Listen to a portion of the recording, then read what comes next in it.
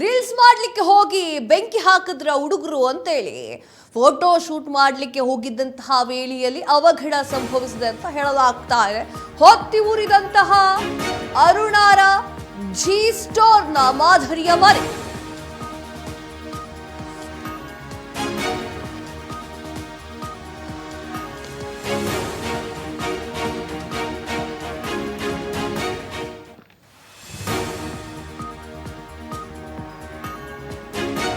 Photo shoot ಮಾಡ್ಲಿಕ್ಕೆ ಹೋಗಿ ಅವಘಡ ಸಂಭವಿಸ್ತಾ ಹೊತ್ತಿ ಉರಿದಂತಹ ಅರುಣಾರ ಜಿ ಸ್ಕ್ವೇರ್ನ ಮಾಧುರಿಯ ಮನೆ.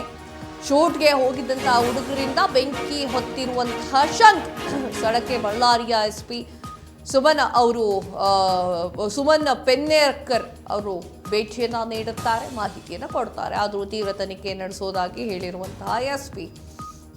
ಇಲ್ಲಿ ನಾವು ಗಮನಿಸಬೇಕಾಗಿರುವಂತಹ ವಿಚಾರ ಏನು ಅಂತಂದ್ರೆ SP ಅವರು ಏನು ಹೇಳಿದ್ರು, SP ಅವ್ರು ಹೇಳಿದೇನು ಅಂತಂದ್ರೆ ಈ ಫೋಟೋ ಶೂಟ್ಗಳೆಲ್ಲ ಮಾಡಲಿಕ್ಕೆ ಆ ಒಂದು ಜಿ ಸ್ಕ್ವೇರ್ ಎನ್ನುವಂತಹ ಮನೆಗೆ ಹೋಗ್ತಾರೆ. ಅಂದ್ರೆ ಮಾಡೆಲ್ ಮನೆ ಅಂತ ಹೇಳ್ತಿದ್ವಲ್ಲ ಇಷ್ಟು ತನಕ, ಅದೇ ಆ ಮನೆಗೆ ಹೋಗ್ತಾರೆ. ಆ ಮನೆಯಲ್ಲಿ ಫೋಟೋ ಶೂಟ್ಗಳೆಲ್ಲ ನಡೆಯುತ್ತೆ.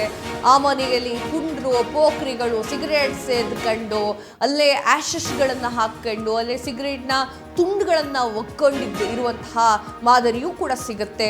ತದಾನಂತರ ಈ ಬಿಯರ್ ಬಾಟಲ್ಗಳು ಯಾವುದ್ಯಾವುದೋ ಒಳ್ಳೊಳ್ಳೆ ಬ್ರ್ಯಾಂಡ್ಗಳು ಇರ್ತಾವಲ್ಲಪ್ಪ, ನಮಗೆ ಗೊತ್ತಿಲ್ಲ, ಆ ಬ್ರ್ಯಾಂಡ್ಗಳ ಬಾಟಲ್ಗಳು ಕೂಡ ಸಿಕ್ಕಿರುವಂತಹ ವಿಚಾರವಾಗಿ ಇಲ್ಲಿ ತುಂಬಾ ಜನ ಹೋಗಿ ಬಂದು ಮಾಡ್ತಾರೆ. ಸ್ವಲ್ಪ ಪಾಳು ಬಿದ್ದಿರುವಂತಹ ಬಂಗಲೆ ಥರ ಇದೆ. ಸುಮನ ಅವರು ಅದನ್ನೇ ಹೇಳ್ತಾ ಇರುವಂಥದ್ದು.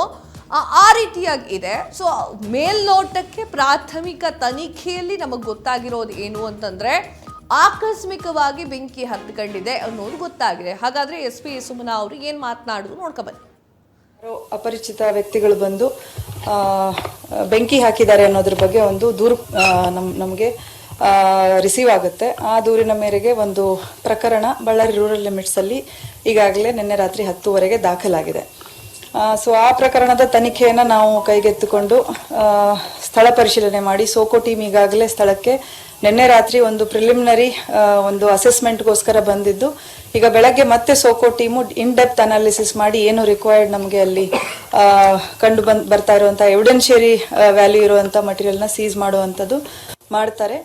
ಹಾಗೆ ನಾನು ಕೂಡ ಈಗ ಸ್ಥಳಕ್ಕೆ ಭೇಟಿ ಕೊಟ್ಟಿದ್ದು, ಮೇಲ್ನೋಟಕ್ಕೆ ಆ ಮನೆ ತುಂಬ ವರ್ಷಗಳಿಂದ ಒಂದು ಅಬ್ಯಾಂಡನ್ಡ್ ಪರಿಸ್ಥಿತಿಯಲ್ಲಿ ಇದೆ ಅನ್ನೋವಂಥದ್ದು ಕಂಡು ಬರ್ತಾ ಇದೆ. ಕೆಲವೊಂದೆಲ್ಲ ಗಾಜು ಪುಡಿಗಳಾಗಿರುವಂಥದ್ದು ಅಥವಾ ಕಸ ಬಿದ್ದಿರುವಂಥದ್ದು, ಮೇಲೆ ಫಸ್ಟ್ ಫ್ಲೋರು ಸೆಕೆಂಡ್ ಫ್ಲೋರಲ್ಲಿ ಇದ್ದಿದ್ದೆಲ್ಲ ನೋಡಿದ್ರೆ ತುಂಬ ವರ್ಷದಿಂದ ಇಲ್ಲಿ ಯಾರೂ ವಾಸ ಇಲ್ಲ ಅನ್ನುವಂಥದ್ದು. ಮತ್ತು ಇಲ್ಲಿ ಯಾವುದೋ CCTV ಆಗಲಿ ಯಾವುದೇ ಒಂದು ಸೇಫ್ಟಿಗೆ ಅಂತ ಹೇಳಿ ಸೆಕ್ಯೂರಿಟಿ ಗಾರ್ಡ್ ನೇಮಕ ಮಾಡಿಕೊಂಡಿರೋದಾಗಲಿ ಯಾವುದೂ ಇಲ್ಲಿ ಕಂಡು ಬರ್ತಾ ಇಲ್ಲ. ಸೊ ಈ ಒಂದು ಏನು ಪ್ರಾಪರ್ಟಿ ಇದೆ, ತಮಗೆಲ್ಲ ತಿಳಿದಂತೆ ಜಿ ಸ್ಕ್ವೇರ್ ಅಂತ ಒಂದು ಲೇಔಟ್ ಅದು ಮಾಡೆಲ್ ಹೌಸ್. ಇಲ್ಲಿ ಯಾರೂ ವಾಸ ಇರ್ತಾ ಇಲ್ಲ. ಇದು ಒಬ್ಬರು ಎಲೆಕ್ಟೆಡ್ ರೆಪ್ರೆಸೆಂಟೇಟಿವ್ ಅವರಿಗೆ ಸಂಬಂಧಪಟ್ಟಂಥದ್ದು. ನಮಗೆ ತಿಳಿದಂತೆ ಜನಾರ್ದನ್ ರೆಡ್ಡಿ ಅವರ ಫ್ಯಾಮಿಲಿಗೆ ಸಂಬಂಧಪಟ್ಟಂಥದ್ದು ಅಂತ ದೂರಿನಲ್ಲಿ ಈಗಾಗಲೇ ತಿಳಿಸಿದ್ದಾರೆ. ಸೊ ಈ ಮನೆ ಏನಿದೆ ಇಲ್ಲಿ ನಾವು ಈಗಾಗಲೇ ಇನ್ವೆಸ್ಟಿಗೇಷನ್ ಮಾಡ್ತಾ ಇದ್ದು ಒಂದಷ್ಟು ಹಂತಕ್ಕೆ ನಾವು ತಲುಪಿದ್ದೇವೆ. ಈ ನಿಟ್ಟಿನಲ್ಲಿ ಕೆಲವು ವ್ಯಕ್ತಿಗಳು ಯಾರು ನಮಗೆ ಸಸ್ಪೆಕ್ಟ್ಸ್ ಅಂತ ಇದ್ರು, ಸುಮಾರು 8 ಜನರನ್ನ ಈಗಾಗಲೇ ನಾವು ವಶಕ್ಕೆ ಪಡೆದಿದ್ದೇವೆ. ಅದರಲ್ಲಿ 2 ವಯಸ್ಕರಿದ್ದಾರೆ, ಮೇಜರ್ಸ್ ಇದ್ದಾರೆ. ಇನ್ನು 6 ಜನ ಅಪ್ರಾಪ್ತ ಬಾಲಕರು, ಕಾನೂನಿನ ಸಂಘರ್ಷಕ್ಕೆ ಒಳಗಾಗಿರುವಂತಹ ಬಾಲಕರಿದ್ದಾರೆ. ಸೊ ಇವರನ್ನೆಲ್ಲ ಈಗಾಗಲೇ ನಾವು ವಿಚಾರಣೆ ಮಾಡ್ತಾ ಇದ್ದೇವೆ. ವಿಚಾರಣೆಯಿಂದ ಪ್ರಿಲಿಮಿನರಿ ವಿಚಾರಣೆಯಿಂದ ಪ್ರೈಮಾ ಫೇಸಿ ನಮಗೆ ತಿಳಿದು ಬರ್ತಾ ಇರುವಂಥದ್ದು ಏನಂದರೆ, ಇವರೆಲ್ಲರೂ ಇಲ್ಲಿ ಒಂದು ರೀಲ್ಸ್ ಮಾಡ್ಕೊಳ್ಳುವಂಥದ್ದು ಮತ್ತು ಫೋಟೋ ಶೂಟ್ ಮಾಡ್ಕೊಳ್ಳುವಂಥದ್ದು ಈ ಒಂದು ಕಾರಣಕ್ಕೆ ಈ ಮನೆಗೆ ಆಗಾಗ ಭೇಟಿ ಕೊಡ್ತಾ ಇದ್ದಂಥದ್ದು. ಮತ್ತು ತುಂಬ ಜನ ಹುಡುಗರು ಅವಾಗವಾಗ ಬರ್ತಾ ಇದ್ರು ಅಂತ ಒಂದು ವಿಷಯ ನಮ್ಮ ಗಮನಕ್ಕೆ ಬಂದಿದೆ. ಸೊ ಫೋಟೋಸ್ ತೆಕ್ಕೊಳ್ಳೋಕ್ಕೆ ಅವರು ಫಸ್ಟ್ ಫ್ಲೋರು ಮೇಲೆ ಟೆರೆಸು ಅಲ್ಲೆಲ್ಲ ಹೋಗಿ ಸನ್ಸೆಟ್ ಫೋಟೋಸ್ ತೆಕ್ಕೊಳ್ಳುವಂಥದ್ದು ಮಾಡಿದ್ದಾರೆ. ಇವನ್ನ ನಾವು ಕೆಲವೊಂದು ಅವರ ಮೊಬೈಲಲ್ಲಿ ನಾವು ಪರಿಶೀಲನೆಯಿಂದ ತಿಳಿದು ಬಂದಿರುವಂಥದ್ದು. ಹಾಗೆ ಗೊತ್ತಿಲ್ಲದೆ ಅಲ್ಲಿ ನಾವು ನೋಡಿದಾಗ ಸುಮಾರು ಸಿಗರೇಟ್ ಬಡ್ಸು ಮತ್ತು ಕೆಲವೊಂದು ಬೆಂಕಿ ಪೊಟ್ಣಗಳು ಅಲ್ಲಿ ಎಲ್ಲ ಅವರು ಹೇಳ್ತಾ ಇದ್ದಾರೆ. SP ಸುಮನ ಅವರು ಏನು ಅಂತಂದರೆ ಫೋಟೋ ಶೂಟ್ಗಳನ್ನು ಮಾಡ್ತಾ ಇದ್ರು. ಇಲ್ಲಿ ಫೋಟೋ ಶೂಟ್ಗಳನ್ನು ಮಾಡಲಿಕ್ಕೆ ಬರ್ತಾ ಇದ್ರು, ಸನ್ಸೆಟ್ಟನ್ನು ನೋಡಲಿಕ್ಕೆ ಬರ್ತಾ ಇದ್ರು, ಪುಂಡ ಪೋಖ್ರಿಗಳೆಲ್ಲವೂ ಕೂಡ ಇಲ್ಲಿ ಬರ್ತಾ ಇದ್ರು. ಆ ಒಂದು ಕಾರಣಕ್ಕೆ ಅವರೇ ಮಾಡಿರುವಂತಹ ಕೃತ್ಯ ಆಗಿದೆ ಇದು ಅಂತ ಹೇಳ್ತಾ ಇದ್ದಾರೆ. ನೀವು ಈ ವಿಜುವಲ್ಸ್ ಅಲ್ಲಿ ನೋಡಿದ್ರೆ ನಿಮ್ಗೆ ಗೊತ್ತಾಗುತ್ತೆ, ಕ್ಲೀನ್ಡ್ ಆಗಿರುವಂತಹ ಮನೆ ಅಲ್ಲ ಅದು.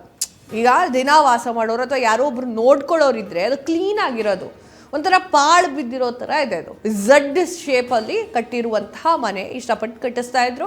ಅದಾದ ನಂತರ ರೆಡ್ಡಿ ಅವರು ಯಾಕೆ ಬಿಟ್ಟರು ಆ ಮನೇನ ಹಾಗೆ ಅಂತ ಗೊತ್ತಿಲ್ಲ. ಇಲ್ಲಿ ಯಾರೂ ನೋಡ್ಕೊಳ್ಳೋರಿಲ್ಲ, ಇಲ್ಲಾಂದ್ರೆ ಸ್ವಲ್ಪ ಕ್ಲೀನ್ಡಾಗಾದರೂ ಕಾಣಿಸ್ತು. ಬೂತ್ ಬಂಗ್ಲೆ ಥರ ಇದೆ ಅದು. ಸೊ ಆ ಬಂಗಲೆಗೆ ಬಂದು ಭರತ್ ರೆಡ್ಡಿ ಅವರು ಟಾರ್ಗೆಟ್ ಮಾಡಿ ಅದೇ ಮನೆಗೆ ಪೆಟ್ರೋಲನ್ನು ಸುರಿದು, ಅಥವಾ ಭರತ್ ರೆಡ್ಡಿ ಅವರ ಸಹಚರರು ಕಾರ್ಯಕರ್ತರು ಅದೇ ಮನೆಗೆ ಬೆಂಕಿ ನೋಡಿ ಸುರಿದು, ಇಷ್ಟಾದ್ರೂ ಒಳಗೆ ಆಗಬೇಕಾಗಿತ್ತಲ್ಲ. ಹಿಂಗೆ ಆಗಬೇಕಾಗಿತ್ತು ಅಂತಂದರೆ, ಹಿಂಗೆ ಮಾಡಬೇಕಿತ್ತು ಅಂದರೆ 23 ದಿನ ಬೇಕಾಗಿತ್ತಾ? 2ನೇ ತಾರೀಕಲ್ಲಿ ನಡೆದಿರುವ ಬ್ಯಾನರ್ ಗಲಾಟೆ, ಇವತ್ತೆಷ್ಟು, ಇವತ್ತು ತಾರೀಕು 24, 23 ದಿನ ಬೇಕಿತ್ತಾ ಅಂತ.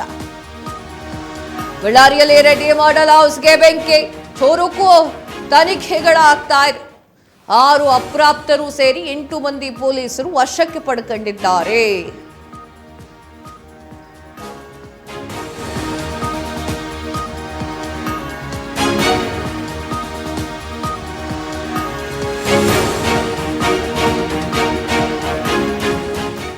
ಬಳ್ಳಾರಿಯಲ್ಲಿ ರೆಡ್ಡಿ ಮಾಡೆಲ್ ಹೌಸ್ಗೆ ಬೆಂಕಿ, ತನಿಖೆ ಚುರುಕುಗೊಳಿಸಿದಂತಹ ಬಳ್ಳಾರಿಯ ಪೊಲೀಸರು 6 ಅಪ್ರಾಪ್ತರು ಸೇರಿ 8 ಮಂದಿ ಪೊಲೀಸರ ವಶಕ್ಕೆ, 8 ಮಂದಿಯನ್ನ ವಶಕ್ಕೆ ಪಡೆದು ಖಾಕಿ ತನಿಖೆಯನ್ನ ಮಾಡ್ತಾ ಇದೆ.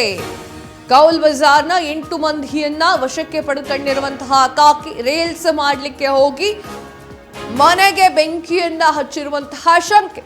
ಬಳ್ಳಾರಿ ಪೊಲೀಸರಿಂದ ಮುಂದುವರೆದಂತಹ ತನಿಖೆ. ಎಸ್ ವೀಕ್ಷಕರೇ, ಇಲ್ಲಿ 6 ಜನ ಅಪ್ರಾಪ್ತರನ್ನು ಸೇರಿ ಒಳಗೊಂಡು 8 ಜನರು ಅಲ್ಲಿ ಹೋಗ್ಕೊಂಡು ಸಿಗರೇಟ್ ಸೇರಿದ್ರು. ಅಪ್ರಾಪ್ತರಿಗೆ ಯಾಕ್ರಿ ಬೇಕಿತ್ತು, ಹೋಗ್ಲಿ ಬಿಡಿ, ಅದು ಆ ವಿಚಾರ ಎಲ್ಲ ಮಾತನಾಡ್ತಿರೋದು ನಾನೀಗ. 6 ಜನ ಅಪ್ರಾಪ್ತರು ಹಾಗೂ 2 ಜನ ದೊಡ್ಡಾದವರು ಅನ್ಸುತ್ತೆ, ಮೋಸ್ಟ್ಲಿ 18 ವರ್ಷ 21 ವರ್ಷ ದಾಡ್ದವ್ರು. ಸೊ ಆ ಒಂದು ಕಾರಣಕ್ಕೆ ಅವ್ರು ಹೋಗಿ ಅಲ್ಲಿ ಸಿಗರೇಟ್ ಸೇದೋದು, ಎಣ್ಣೆ ಹೊಡಿಯೋದು ಕೃತ್ಯಗಳನ್ನು ಮಾಡ್ತಾ ಇದ್ರು. CCTVಯನ್ನು ಬೇರೆ ಕಡೆಗೆ ಹೋಗಿ ಪರಿಶೀಲನೆ ಮಾಡಿದಾಗ ಇದೇ ಪುಂಡು ಪೋಖ್ರಿಗಳು ಹೋಗಲ್ಲಿ ಸಿಗರೇಟ್ ಸೇದಿದ್ದಾರೆ, ಆಕಸ್ಮಿಕವಾಗಿ ಹೊತ್ಕೊಂಡಿರುವಂತಹ ಬೆಂಕಿ ಅಂತ ಹೇಳಿ SP ಅವರು ಎಲ್ಲ ವಿಚಾರಗಳನ್ನು ಹೇಳಿದ್ದಾರೆ. ಇಲ್ಲಿ ನಾವು ಗಮನಿಸಬೇಕಾಗಿರುವಂತಹ ವಿಚಾರ ಏನು ಅಂತಂದ್ರೆ, ಅಲ್ಲಿ ಆ ಒಂದು ಬಿಲ್ಡಿಂಗ್ ಅಲ್ಲಿ, ಪಾಳು ಬಿದ್ದಿರುವಂತಹ ಬಿಲ್ಡಿಂಗ್ ಅಲ್ಲಿ ಯಾವುದೇ CCTV ಕ್ಯಾಮೆರಾಗಳು ಇರಲಿಲ್ಲ. ಬಳ್ಳಾರಿಯಲ್ಲಿ ರೆಡ್ಡಿ ಮಾಡೆಲ್ ಹೌಸ್ಗೆ ಬೆಂಕಿ ಪ್ರಕರಣ, ಸಿಗರೇಟ್ನಿಂದ ಮಾಡೆಲ್ ಹೌಸ್ಗೆ ಬೆಂಕಿ ತಲುಪಿದೆ ಎನ್ನುವಂತಹ ಶಂಕೆ. ಬಳ್ಳಾರಿ ವರಿಷ್ಠಾಧಿಕಾರಿ ಸುಮನಾ ಅವರು ಹೇಳಿಕೆ ಕೊಟ್ಟಿದ್ದಾರೆ. ಯಾರಾದರೂ ಹುಡುಗರು ಬಂದು ಮನೆ ಗ್ಲಾಸ್ ಹೊಡಿತಾರಾ, ಬೆಂಕಿಯನ್ನ ಹಚ್ಚಿ ಯುವಕರು ರೀಲ್ಸ್ ಮಾಡ್ತಾರಾ ಅಂತ ಹೇಳಿ ರೆಡ್ಡಿ ಅವರು ಕೇಳಿದ್ದಾರೆ. ಕಾಂಗ್ರೆಸ್ ನನ್ನ ವಿರುದ್ಧ ಮಾಡಿರುವಂತಹ ಷಡ್ಯಂತ್ರ. ಬಳ್ಳಾರಿ ಪೊಲೀಸ್ ವರಿಷ್ಠಾಧಿಕಾರಿ ಸುಮನಾಗೆ ಸೆಡ್ಡು ಹೊಡೆದು ರೆಡ್ಡಿ ಅವರು ತಿರುಗೇಟನ್ನು ನೀಡಿದ್ದಾರೆ.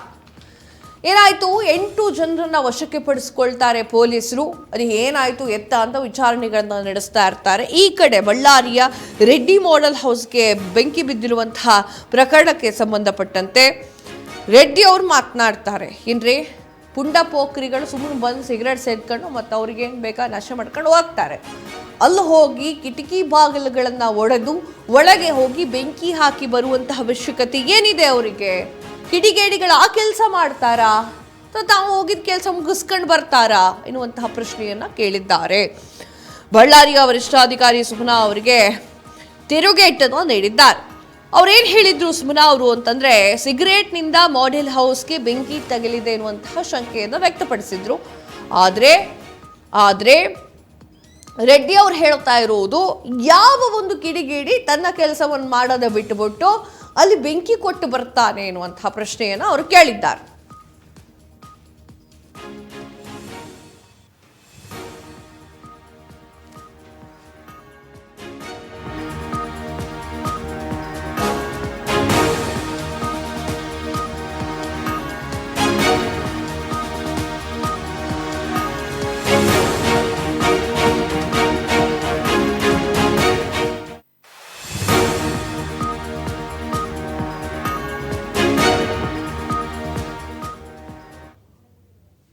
ಟೆರೆಸ್ ಮೇಲೆ ಹೋಗಿ ಅವರು ಬೆಂಕಿ ಹಚ್ಚಿ ಎಲ್ಲಾದರೂ ರೀಲ್ಸ್ ಮಾಡ್ಕೊತಾರೆ.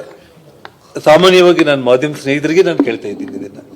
ನಾವು ಪೊಲೀಸರು ಇನ್ವೆಸ್ಟಿಗೇಷನು ಕಾನೂನು ಅದೊಂದು ಕಡೆ ಇಡೋಣ.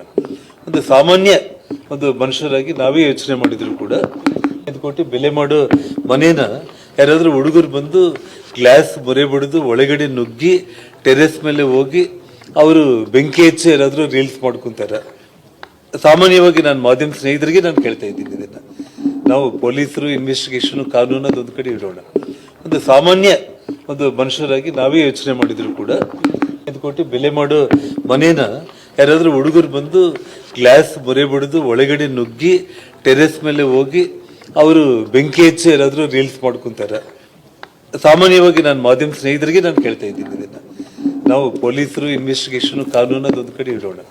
ಒಂದು ಸಾಮಾನ್ಯ ಒಂದು ಮನುಷ್ಯರಾಗಿ ನಾವೇ ಯೋಚನೆ ಮಾಡಿದ್ರು ಕೂಡ 5 ಕೋಟಿ ಬೆಲೆ ಮಾಡೋ ಮನೇನ ಯಾರಾದ್ರೂ ಹುಡುಗರು ಬಂದು ಗ್ಲಾಸ್ ಮೊರೆ ಬಡಿದು ಒಳಗಡೆ ನುಗ್ಗಿ ಟೆರೆಸ್ ಮೇಲೆ ಹೋಗಿ ಅವರು ಬೆಂಕಿ ಹಚ್ಚಿ ಏನಾದರೂ ರೀಲ್ಸ್ ಮಾಡ್ಕೊಂತಾರೆ. ಸಾಮಾನ್ಯವಾಗಿ ನಾನು ಮಾಧ್ಯಮ ಸ್ನೇಹಿತರಿಗೆ ನಾನು ಕೇಳ್ತಾ ಇದ್ದೀನಿ ಇದನ್ನ. ನಾವು ಪೊಲೀಸರು ಇನ್ವೆಸ್ಟಿಗೇಷನ್ ಕಾನೂನು ಅದೊಂದು ಕಡೆ ಇಡೋಣ. ಒಂದು ಸಾಮಾನ್ಯ ಒಂದು ಮನುಷ್ಯರಾಗಿ ನಾವೇ ಯೋಚನೆ ಮಾಡಿದ್ರು ಕೂಡ 5 ಕೋಟಿ ಬೆಲೆ ಮಾಡೋ ಮನೇನ ಯಾರಾದ್ರೂ ಹುಡುಗರು ಬಂದು ಜನಾರ್ದನ್ ರೆಡ್ಡಿ ಅವರು ಕ್ವಶನ್ ಮಾಡ್ತಾ ಇದ್ದಾರೆ. ಯಾವ ಒಂದು ಚಟ ಮಾಡೋರು, ಹಂಗೆ ಹೇಳಲಿಲ್ಲ ಅವರು, ಯಾವ ಒಂದು ರೀಲ್ಸ್ ಮಾಡುವವರು ಅಲ್ಲಿಗೆ ಹೋಗಿ ನುಗ್ಗಿ ಕಿಟಕಿ ಮೂಲಕ ಹೊರಗೆ ಬಂದು ಗಾಜುಗಳನ್ನ ಒಡೆದು ಬೆಂಕಿಯನ್ನ ಹಚ್ಚಿ ಹೊರಗೆ ಹೇಗೆ ಬರ್ಲಿಕ್ಕೆ ಸಾಧ್ಯ? ಅವ್ರು ರೀಲ್ಸ್ ಮಾಡೋರು ಏನು ಮಾಡ್ತಾರೆ, ಹೋಗಿ ರೀಲ್ಸ್ ಮಾಡ್ಕೊಂಡು ಬರ್ತಾರೆ. ಈ ಸಿಗರೇಟ್ ಸೇದವ್ರು ಏನು ಮಾಡ್ತಾರೆ, ಸಿಗರೇಟ್ ಸೆತ್ಕೊಂಡು ಬರ್ತಾರೆ. ಅದು ಬಿಟ್ಟು ಅಲ್ಲಿ ನಿಜವಾಗಿಯೂ ಕೂಡ ಆ ಥರ ವ್ಯಕ್ತಿಗಳು ಇರಲಿಲ್ಲ. ಇದು ಕಾಂಗ್ರೆಸ್ನವರು ಮಾಡಿರುವಂತಹ ಒಂದು ಷಡ್ಯಂತ್ರ ಎನ್ನುವಂತಹ ಮಾತನ್ನು ಜನಾರ್ದನ್ ರೆಡ್ಡಿ ಅವರು ಹೇಳ್ತಾ ಇದ್ದಾರೆ. ಇಲ್ಲಿ ನಾವು ಗಮನಿಸಬೇಕಾಗಿರುವಂತಹ ಅಂಶಗಳು ಯಾವುದು ಅಂತಂದರೆ, ಜನಾರ್ದನ್ ರೆಡ್ಡಿ ಅವರ ಆ ಒಂದು ಸ್ಕ್ವೇರ್ ಹೌಸ್ನಲ್ಲಿ, ಮಾಡೆಲ್ ಹೌಸ್ನಲ್ಲಿ ಕಿಟಕಿಯ ಪರದೆಗಳೋ ಅಥವಾ ಬೆಂಕಿ ಹತ್ತುವಂತಹ ವಸ್ತುಗಳೋ ಇದ್ದರೆ ಬೇಗವಾಗಿ ಬೆಂಕಿಯನ್ನು ಹೊತ್ತಿಸುವಂತಹ ಸಾಮರ್ಥ್ಯವನ್ನು ಹೊಂದಿರುವಂತಹ ವಸ್ತುಗಳು ಯಾವುದಾದ್ರೂ ಇದ್ದರೆ ಅದು ಆಕಸ್ಮಿಕವಾಗಿರುವಂತಹ ಬೆಂಕಿಯ ಅವಘಡಗಳಾಗಿರುತ್ತೆ. ಇಲ್ಲ ಅಂತಾದರೆ ಇಲ್ಲ, ಇದು ಅಧಿಕೃತವಾಗಿ ಬಂದು ಪೆಟ್ರೋಲ್ ಸುರಿದೇ ಬೆಂಕಿಯನ್ನು ಹಚ್ಚಿರೋದಾಗಿರೋ ವಿಚಾರ ಅಂತಂದರೆ ವಿಚಾರಣೆಯಲ್ಲಿ ಗೊತ್ತಾಗುತ್ತೆ. ಅಲ್ಲಿ ನಮ್ಮ ಕಡೆ ಏನು ಹೇಳ್ತಾರೆ ಅಂದರೆ, ಮರದಲ್ಲಿ ಉದುರಿರುವಂತಹ ಎಲೆಗಳು ಕೂಡ ಬೆಂಕಿಯನ್ನು ಹೊತ್ತಿಸುವಂತಹ ಅಂಶಗಳೇ ಅಂತ ಹೇಳಲಾಗ್ತಾ ಇದೆ. ಆದರೆ ಇದು ಯಾವುದು ಕೂಡ ಯಾರಿಗೂ ಲೆಕ್ಕಕ್ಕೆ ಬರ್ತಾ ಇಲ್ಲ. ಜನಾರ್ದನ್ ರೆಡ್ಡಿ ಅವರು ನೇರವಾಗಿ ಆರೋಪ ಮಾಡ್ತಾ ಇದ್ದಾರೆ, ಭರತ್ ರೆಡ್ಡಿ ಆ್ಯಂಡ್ ಭರತ್ ರೆಡ್ಡಿಯ ಸಹಚರರು ಮಾಡಿರುವಂತಹ ಕೆಲಸ ಇದು ಅಂತ ಹೇಳಿ. ಇನ್ನೂ ಕೂಡ ಭರತ್ ರೆಡ್ಡಿಯಿಂದ ರಿಪ್ಲೈ ಬಂದಿಲ್ಲ, ಕಾಂಗ್ರೆಸ್ನವರಿಂದ ರಿಪ್ಲೈ ಬಂದಿಲ್ಲ. ಆ ರಿಪ್ಲೈಗೋಸ್ಕರ ಮುಂದೆ ಕಾದು ನೋಡಬೇಕಾಗಿದೆ. ಈಗ ಸದ್ಯಕ್ಕಂತೂ ರೆಡ್ಡಿ ವರ್ಸಸ್ ರೆಡ್ಡಿ ಎನ್ನುವಂತಹ ವಾರ್ ಬಳ್ಳಾರಿಯಲ್ಲಿ ನಡೀತಾ ಇದೆ. ಈ ಗಲಾಟೆಯಿಂದ ಯಾರ ಪ್ರಾಣ ಹೋಗದೆ ಹೋದ್ರೆ ಸಾಕಾಗಿ